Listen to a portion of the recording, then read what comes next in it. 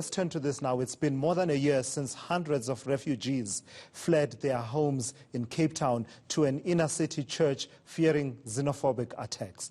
Now the Home Affairs Department is starting the process of deporting those who are in the country illegally. The refugees are currently staying in camps in the city after being removed from the church where they had been living until the start of the lockdown. Government wants to shut down the camps and is encouraging those living there to reintegrate into society. But many remain reluctant to do so. For more on that story, then, we are joined by the Home Affairs Minister, Dr. Aaron Motsoaledi. Dr. Motsoaledi, thank you for joining me. So it seems to me that the choice now is reintegrate or repatriate. How many of these refugees are now facing deportation? Good day Thulasizwe, and good day to the listeners and the viewers out there. You'll remember, Thulasizwe, if I take you back, that on the 8th of March, there was a meeting of the Portfolio Committee on Home Affairs, which was not only attended by members of the Portfolio Committee, but chief whips from the main parties, from most of the parties attended, because they were very angry. You remember that one of the leaders of the refugees that were protesting, Jean-Pierre Ballouz, assaulted legal officers and judicial officers when he was appearing in court. And they got very angry and they called myself as the Minister of Home Affairs, the city, United Nations High Commissioner for Refugees, and the South African Human Rights Commission for a meeting. The conclusion of that meeting was that either people integrate into communities or then they get deported to their country of origin. But since that time, you remember, they dug their heels in and said the only thing they will accept is if they are taken to another country, a third country of resettlement. And they mention Canada all the time. But the United Nations said that's not going to happen.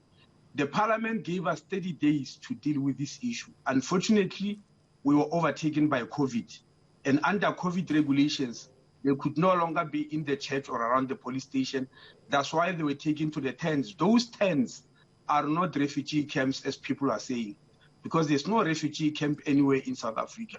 They were just people put there to save them away from COVID. They say that's why they are mixed there with homeless people who did not have anywhere to go because they couldn't be left on the streets. Now that we are at level 1, Home Affairs official, Refugee Appeals Authority, Standing Committee on Refugees Affairs have gone there to process them, and they found that there are those who are here illegally. They presented them to court, and the magistrate agreed that they be deported. Up to so far, it's 30 of them that they've been taken to Lindela for deportation. So 30 taken to Lindela for deportation. Is the expectation that there will be more who will be found to be in the country illegally? And what's the process once that is found? Are people being forced to sign these deportation papers? I saw somewhere the propaganda that people are being forced. Thulasizwe, we can't take anybody to court if we could force them. The procedure is that if we believe somebody is here illegally, we follow the laws of the country very closely. And the procedure is that you arrest that person. Within 48 hours, they must appear in front of a judicial officer, a magistrate or a judge, who will agree with you whether they will deport that person or you don't. And once the magistrate agrees, if you don't want to sign the deportation papers, then you are in contempt of court. And if we force them when the magistrate hasn't agreed, we are also in contempt of court. And we can't be found in contempt of court. So nobody will be forced to sign any documents which were not confirmed by the court of law. What is the status of the leaders of that group that had initially been at the Methodist Church in Cape Town and then later on moved, as part of the processes to get people settled somewhere temporarily? Jean-Pierre Ballouz and Mrs. Aline Bukuru, what's their status? Well, they were also found not to be qualifying for refugee status. Miss Aline Bukuru was arrested immediately. She's one of those who appeared in court. But when on Friday, the last group that appeared in court were 11, and 9 of them were confirmed by the magistrate for deportation. But Aline Bukuru and one other protested that they want a private lawyer to represent them. And so the matter was referred to somewhere in December. I can't remember the date, but the matter is going to sit in December. And she is remanded in custody by order of the magistrate. Jean-Pierre Baluz, you are aware that he has been in jail ever since he caused this commotion in court, waiting for trial. But they've also discovered that he doesn't qualify. They've gone to Paulsmuir prison where he is and served him with papers that he doesn't qualify, he can be deported. What then will remain is whether the NPA agrees with us that they don't charge him for the violence and misdemeanors he's been arrested for and he get deported, or they agree with us that they must finish that process first before we come with deportation. So it will depend on the agreement between us and the police who are charging him. Minister, let me put this to you. Our reporter Lindsay Dentlinger has spoken to some refugees at one of the camps. They claim that people who have been arrested have been split from their children and their spouses. Can you confirm this? I mean, it would be so Trumpian, if I can use that expression. No. When people were arrested, those who were found to be having children, the Department of Social Development and social workers were brought in. When you are arrested, Thulasizwe, and you have got children, you can't be left from going to jail simply because you have got children. Social workers assess whether the children must be taken into custody or whether they must go with you to jail, etc. So it's a determination that is done by social workers. We don't just separate children from their mothers illegally. And of course, because they want to show South Africa in a very bad light, they will always come to you. You remember you are the station that has always found something wrong with the state. So it's not surprising that they'll rush to you.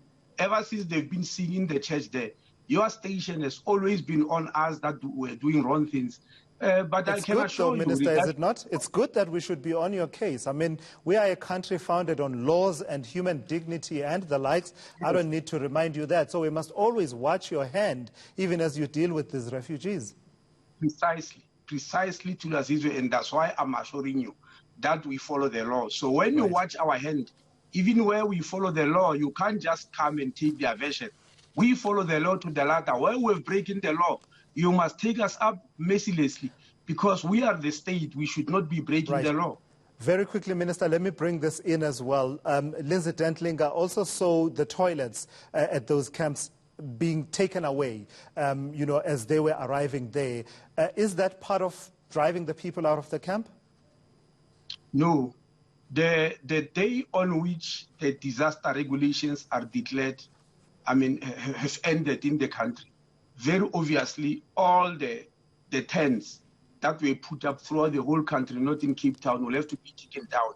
Remember that homeless people all over the country were taken into custody. Were taken into tents, not really custody, for them to escape COVID-19. But once the disaster is over, the tents will have to be taken down. So the same thing will happen to them. If anybody took toilets before, that was premature and that's not supposed to happen. All right, Minister, lastly, this is not part of the conversation that we had proposed to you coming into this interview, but it's well within your purview in the work that you do. The conversation I'm having tomorrow on the eNCA corruption scorecard has to do with, corruption that we as South Africans engage in and not really classify as corruption. Where, sometimes you're facing a bit of frustration with a certain service from a government department, from a state entity, from an official, and basically a lot of people getting the sense that perhaps some inducement could open doors for me. Your department was quite notorious for, such things happening with officials in Home Affairs, etc., etc. What's your take? To what extent are service delivery failures creating an environment where some think it's acceptable to engage in what, some could call low-level corruption? There's nothing low-level about it. There's no low-level corruption and there's no inducement. Its name is corruption, and I think you must call it that. If you pay any money as bribery to receive a service which you thought you will not receive, if you pay that money, It doesn't matter what the circumstances. That's bribery and corruption. And the law must take it up. I don't want us to soften it and say, no, because so-and-so did not give me this service, I thought I'll pay money and it must be regarded as soft corruption or inducement. It can't be. And our position is that corruption is corruption is corruption. No matter how long the queue to take an ID, if you take that ID fraudulently, we're going to catch you one day and we're going to stop that ID. So let's not be soft about corruption, Thulasizwe, and hide behind officials who are not doing their work. They must report them to us here and we'll take action against them. Absolutely. You remember the case of a young girl who nearly lost inheritance from Germany because Home Affairs officials were late in altering a certificate. That mother did not pay any corruption. She came to us and those officials are being charged. If she paid corruption and said because if she paid the bribe and said it's because I was afraid my child will lose 8 million rand, I would still have called it corruption and punished her. But she was decent enough to come to us, and we are taking action against officials, and we want nothing less than that. Any payment of money wrongly is bribery, is corruption. Let's not soften it in any way. Fantastic. Minister, thank you for that, for your very strong words on that particular issue. That's Minister Aaron Motsoaledi there talking to us about issues of refugees and also weighing in on the conversation we'll be having tomorrow around corruption, around the delivery of public services.